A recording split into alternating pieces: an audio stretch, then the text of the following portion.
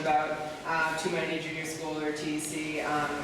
Fill in name, email, no address, whatever, or whatever you don't want to put in, and we'll get in touch with like monthly updates, what's going on at school, or as many or as few emails as you want, really. So yeah, Mr. Bio pretty much covered everything, and he's much more entertaining than me. Just a little bit more about what Tanzania Education Corporation and our organization does. So Tumaini is a private school, which means that we don't get any funding from the government. Parents are asked to pay school fees, which contribute to like daily operating costs, paying teachers, food for the students, as Mr. Bio said. But really, when it has come to like construction and expansion, anything beyond that, most of that has come through outside donations in order to keep building. We have 4 stories. We just finished this building, which makes it the tallest building in Karatu right now. And so that's really been a big part of what TC has been involved in. Additionally, sponsorship. As it is a private school and school fees are fairly high compared to like going to a government school, which is free.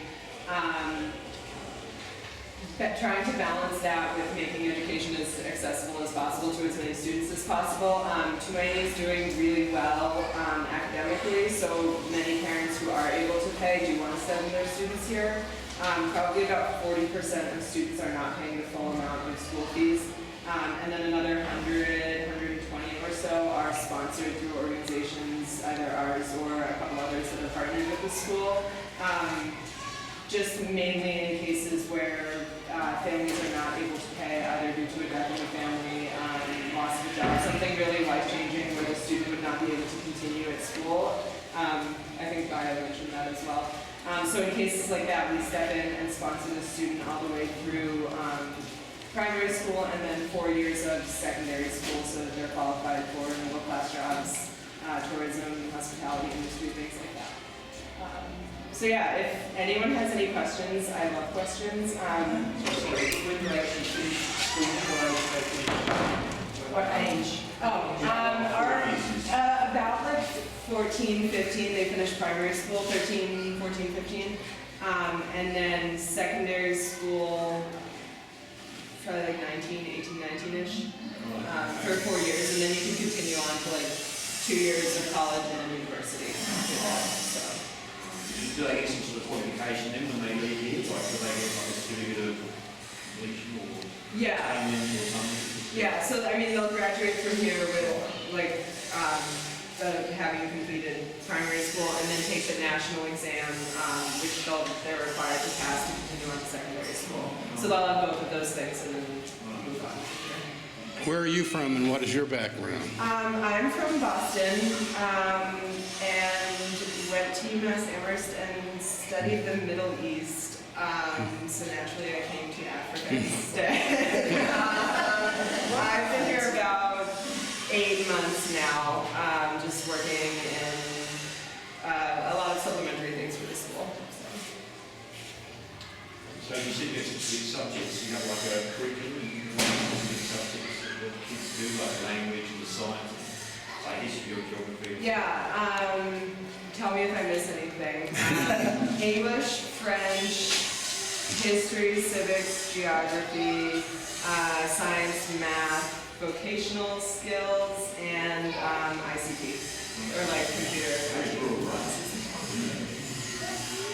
It's the national syllabus. Yeah. They follow it identical to the national. The only difference is the national one in rural, isolated areas doesn't always follow the syllabus the way it should be. Right. Here, they paid attention to the details, and they followed it specifically the way it should be followed everywhere else, but sometimes they can't afford to. Yeah, and a lot of those are just small things. Well, okay. Yeah, to clear something here, you might be surprised why highlights here? Why do we build, when I started the school, I told you, it's in my building. I have so many people around here, the neighborhood where there was houses. Because that was my house. So school started in here, And we found it that we were expanding and there were more kids. And I was like, what am I going to do with these kids? They were growing and I, okay, we built a classroom, we added, so we have been building and adding classrooms every year. So we have never stopped building. Even today, they're also building. So we realized the land, when I focused to build this classroom, it was for preschool, but then preschool kids go to first grade. I was like, am I going to leave them here? No. Then continue. Now, when we found out that it's hard to expand, there's no room anymore, we realized, we can build. I was advised by many engineers. They said, why do you want to build all the classrooms around? Build one building, and then you can utilize it. And this is another thing. In America, you never use the house that is unfinished, is it? Here, we can use it.